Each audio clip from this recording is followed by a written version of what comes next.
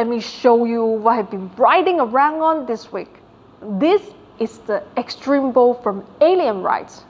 Now, my bubble trike and most of my mini EVs are girls, but this bad boy is called Bo. And let's be honest, he's so homely, there is no way he's a she. Only dudes are this ugly. The Extreme Bow fell out of the ugly tree and hit every branch on the way down, as they say. But like dudes, what Bo lacks in looks, he makes up for in power. Basically, someone decided to wrap two of the most powerful scooter wheel motors on the market in a cage with a battery, make a half-hearted attempt at handlebars and call it a scooter. He's a rocket engine with a saddle strap-on. Everything about Bo is an incredibly dangerous, bad idea, and I absolutely love him.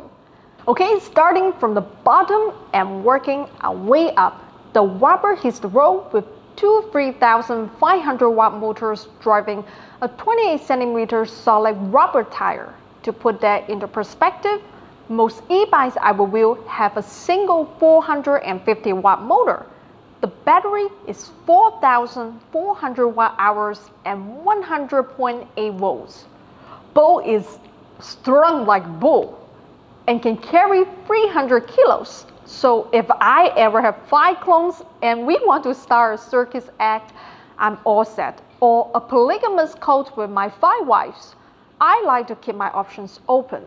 Bo weighs a massive 55 kilos, can go up to 99 kilometers an hour, and has about 250 kilometers of range. He has hydraulic brakes in the front and rear. The seat and footrest arrangement is comfortable. The backrest isn't the best idea, but it's also comfortable, and we'll discuss my issues with it later. Earlier versions of this scooter have to be liquid cooled, but they've upgraded their power management so that's no longer needed. And if you ask me, good riddance to that potential mess. Operation is super simple. Hold down the green button for power on. Twist the throttle. 3 taps on the green button let you change speed modes. There are 3 modes. 1 beep for slowest, 2 beeps, then 3 for fastest.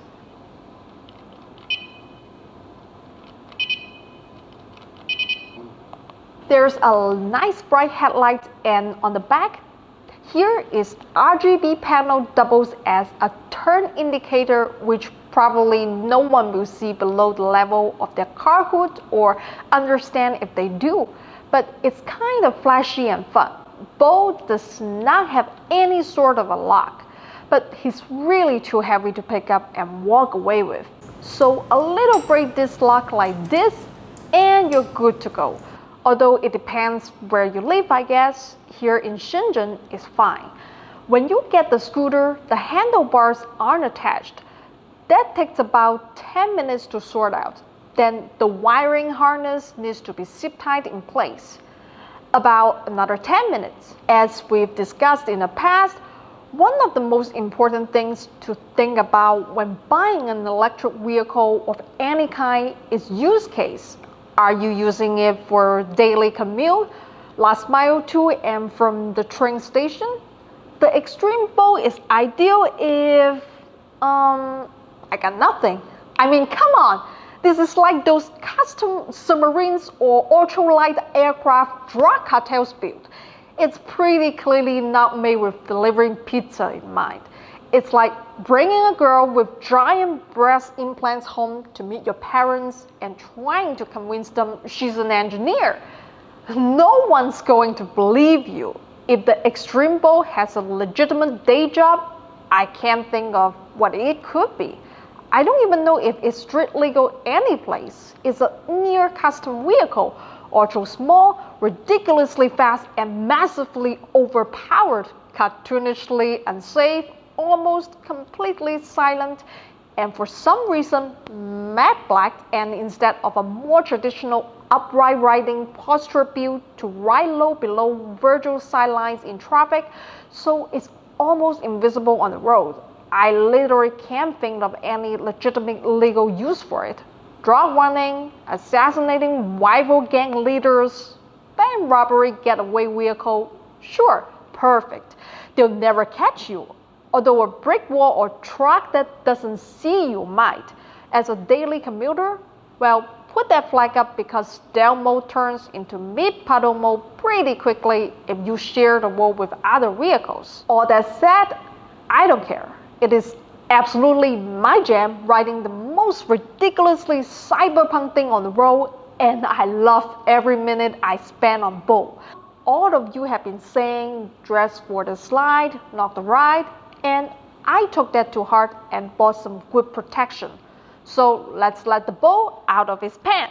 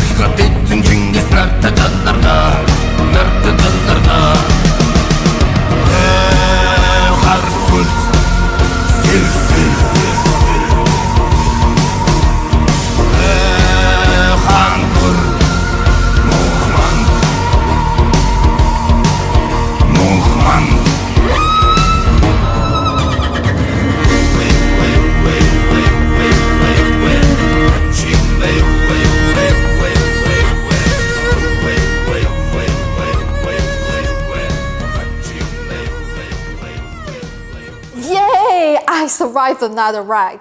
Okay, pros and cons. Cons, you are driving an invisible scooter. Assume no one can see you. They probably can't. Everything about how you drive, your situational awareness, has to be from the point of view you're driving an invisible vehicle, and you cannot count on any driver on the road seeing you and stopping in time. Flags help. Next time, for nighttime driving, I'll be mounting a LiPo of some kind. But you are going to need to be very aware of yourself and what you are driving.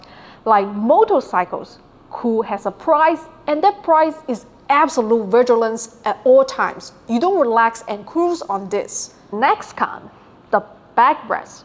This is nice for longer drives, but if you take a tumble, it may cause you to get dragged with the scooter. Your goal is to get thrown free.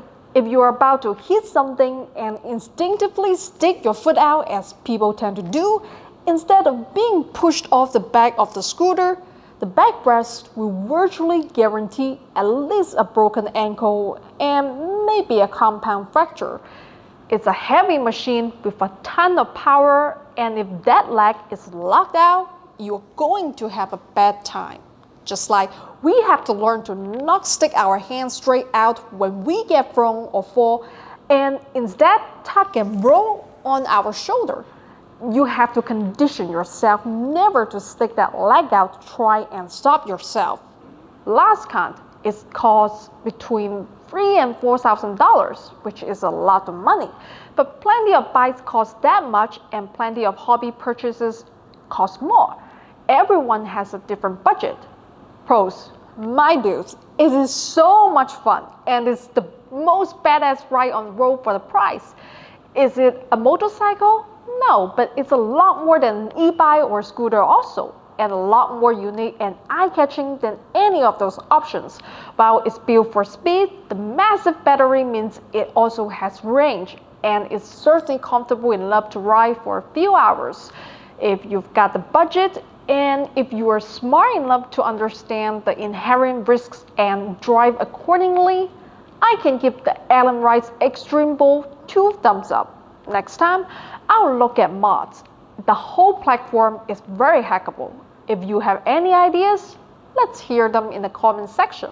Until next time, remember, if I can do it, anyone can do it.